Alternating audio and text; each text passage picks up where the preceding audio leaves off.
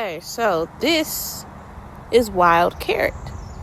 And you know it's wild carrot and not poison hemlock because it has the skirt underneath. We're going to see. We're going to pull it and see if we can get a carrot. I got to check it, y'all, because it be bugs. Lots of bugs.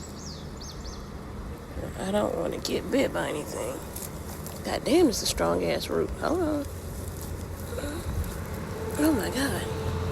God damn, hold on. Okay, y'all. So, to continue, that is, I broke it off. It's a carrot. It's a whole carrot. I just can't get the carrot because it's been down here so damn long.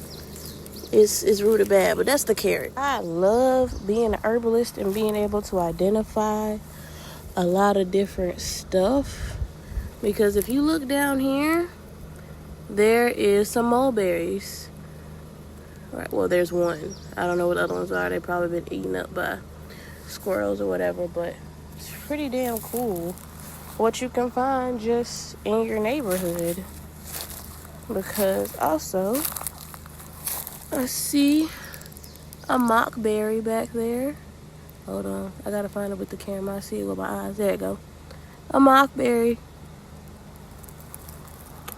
There's some wild berries back here. Another one. You can find a lot of stuff. See, look. More berries, y'all. Literally just in your neighborhood. You just, oh, Jesus Christ. More berries. These are edible. They're not poisonous. I just don't know if they're ready yet. But yeah, crazy, ain't it? And there's more. All back here. More and more berries.